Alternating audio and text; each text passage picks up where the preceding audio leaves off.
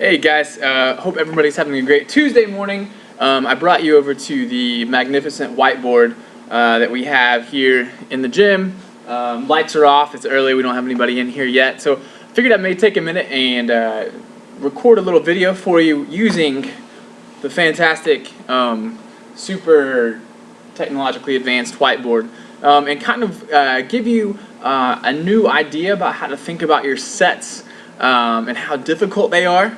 And kind of help you judge when you should probably move on. So in the program, you have a rep range. You have a given rep range that I ask you to find a weight that falls within, continue to push in that rep range till you reach the top of the rep range, and then add weight, move to the bottom of the rep range, rinse, repeat.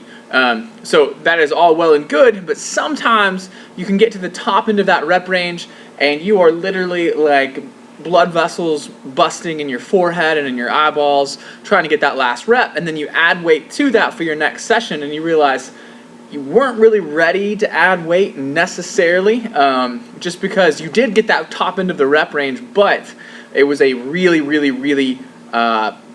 it was a struggle to get that. So one thing that we can use here to determine if it was easy enough to warrant adding weight to it is by using the RPE scale, or rate of perceived exertion scale. So there are a ton of ways, there are entire programs devoted to actually just using this RPE scale, but for our purposes right now, I kind of want to talk to you about what it is maybe and how you can apply it to our particular program.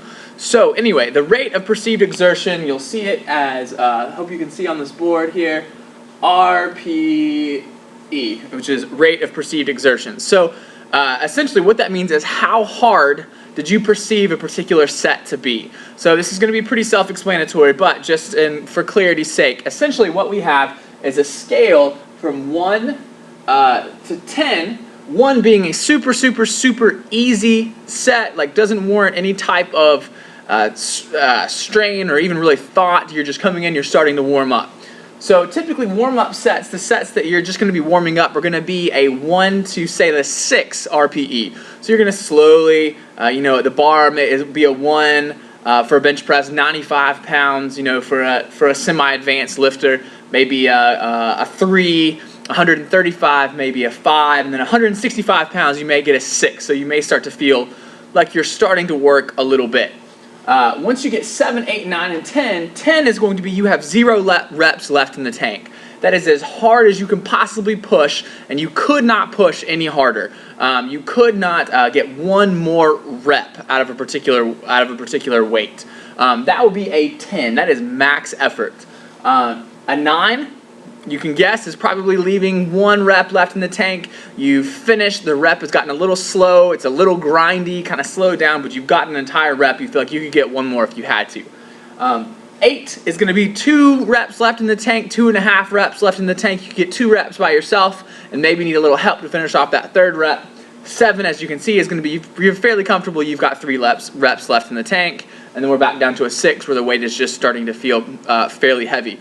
So for our purpose here with these programs where we have this PRP progression, the pure rep progression with a rep range, what you can do is start assigning an RPE number to a particular weight in a given rep range. So let's say that our rep range is 8 to 10. So you've got an 8 to 10 rep range, and let's say that you've been climbing up you've brought dumbbell bench press from 50 pounds at 8 reps to today you got 50 pounds for 10 reps. Now start thinking about that 10th rep. How difficult was the 10th rep? So was it a 7? Was it an 8? Was it a 10? Was it max effort? You could not get 1 more rep. Your eyeballs are bulging out of your head to get that 10th rep. That would be a 10 RPE. So to avoid adding weight too soon, this may be adding a little layer of complexity that's not needed, but it's something that you can think about. Start assigning that when you hit the top end of the rep range, an RPE score. So let's say that if you reach the 10th rep and it's a 10 RPE, don't add weight yet. You want that 10th rep to be a little easier than that before you add weight. So maybe consider adding weight at the top end of that rep range when maybe you assign it a 8 RPE. It's really difficult. It's hard, but you feel like you got some left in the tank. That would be an appropriate time to add weight and bump back down to the bottom end of the rep range. This doesn't mean you have to do it this way. It's just something that you can think about, something to be kind of cognizant of, maybe even make notes on your workout saying this set was a 7 RPE, or wow, this set was a 10 RPE. This is too heavy. I need to continue to work on this, get it down to a 9 or an 8 RPE before I add weight to the bar for next week. So this is just another added layer, but it can kind of help you fine tune when you add weight to the bar or add weight on your dumbbell movements or whatever. So let's just start thinking, if you want to apply this, that don't add weight at the top end of the rep range until that top rep.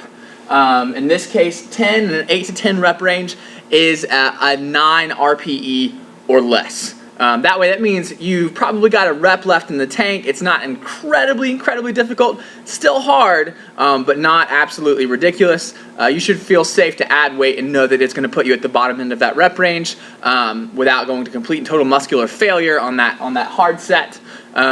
And kind of carry on from there. So I hope that makes sense, and I hope this is helpful. It's just a little something to kind of think about, and maybe you can kind of dive into in several of my different programs. I'm starting to use some RPE type stuff, so this would be great to just be familiar with. So anyway, hope you guys have a great day. I will talk to you very soon. Bye.